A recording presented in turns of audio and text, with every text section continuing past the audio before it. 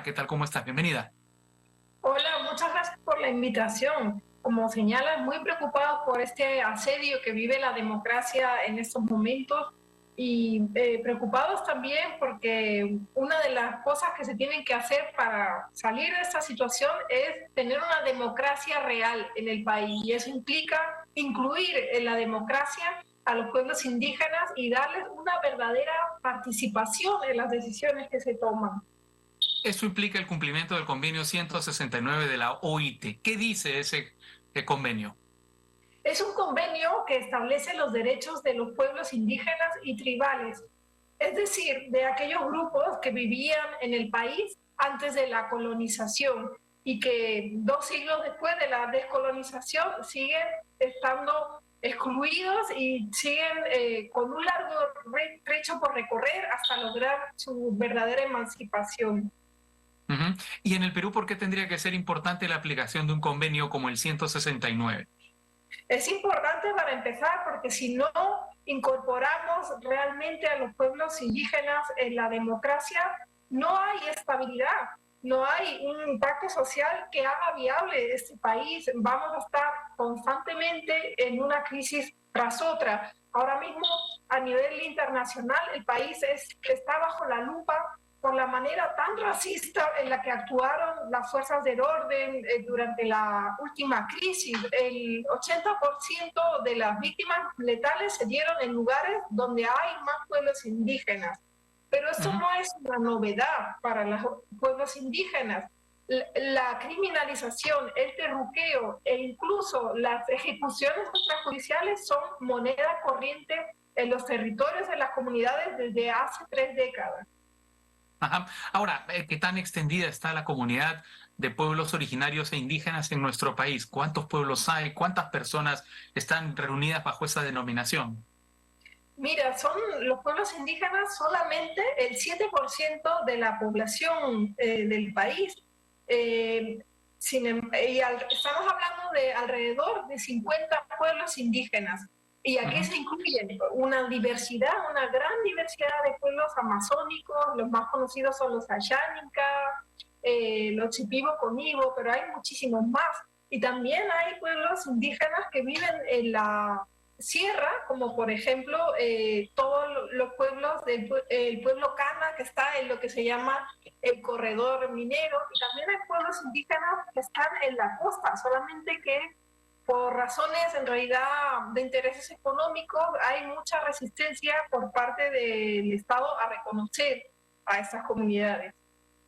¿Y qué tipo de amenazas afrontan los pueblos indígenas en el Perú? el, Quizás lo más importante es la amenaza a su territorio. Nosotros cuando hablamos de pueblos indígenas utilizamos el concepto de territorio porque, a ver, nosotros en la ciudad, si nos dicen, mira, debajo de tu casa hay que construir un puesto eléctrico, te damos otra casa igualita en otra parte de la ciudad, normal, nosotros nos mudamos, no pasa nada. En cambio, con los pueblos indígenas hay una estrecha relación entre su supervivencia cultural y el territorio que ocupan.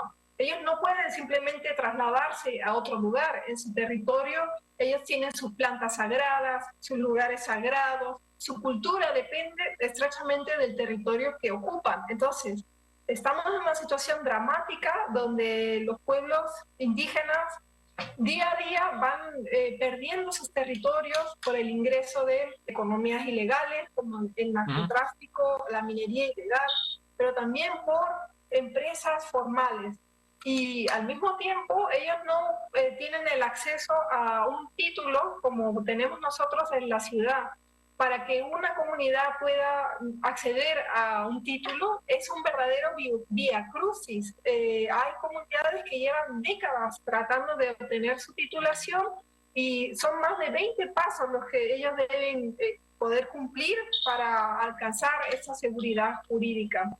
Mientras esto sucede, los líderes de las comunidades, los líderes indígenas, son los que registran los niveles más altos de ataques contra defensores en Te el lo iba país. a comentar, te lo iba a comentar, según la información que nos han entregado en los últimos 10 años, según el informe que ustedes han recopilado, en los últimos 10 años se han registrado 26 asesinatos dentro de los líderes indígenas, defensores del medio ambiente.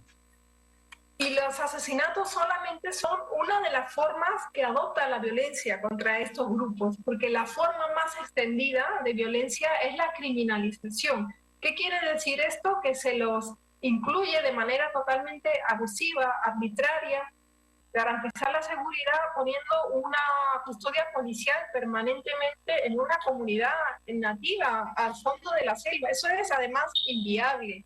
Lo que se tendría que hacer es atender a los temas de fondo que están detrás de la violencia, la seguridad territorial, el narcotráfico, la minería ilegal. Si queremos proteger a los defensores indígenas, tenemos que proteger sus territorios. Frente a esta situación, ustedes están presentando este jueves 9 un informe alternativo sobre el cumplimiento del convenio 169 de la OIT. Sí, este es un instrumento de difusión, pero es también un instrumento de incidencia política. Hay una entidad, un comité a nivel del convenio 169 que monitorea el cumplimiento de este tratado internacional por parte del Perú. Entonces, así como hay observaciones muy fuertes de la Comisión Interamericana de Derechos Humanos sobre la situación en el Perú, también en los últimos años se han venido sucediendo cuestionamientos importantes a nivel internacional por parte de este comité de la OIT. Esperemos que esta voluntad de la que has hablado hace un momento de retirarse de los espacios internacionales no incluya también el convenio 169 y no sigamos convirtiéndonos cada vez más en paria. Paria internacional. Ojalá no incluya ninguna de las, de los procesos de integración en los que el Perú está metido desde hace tantos años, ¿no? Porque todos esos procesos de integración, incluyendo la OIT, son controles para el Estado, son controles que permiten que el Estado siga llamándose Estado democrático, finalmente. Son controles que garantizan no solamente los derechos de la ciudadanía, sino además una estabilidad mínima que necesitan también las empresas para poder desarrollar sus actividades. Muchísimas gracias por tu participación en Al Vuelo. Este jueves 9 de noviembre, repito, se realizará la presentación del informe alternativo sobre el cumplimiento del convenio 169 de la OIT. Esto es a las 5 de la tarde en el auditorio José María Arguedas de la Facultad de Ciencias Sociales de la Universidad San Marcos. Hasta pronto, que estés muy bien. Gracias, hasta luego.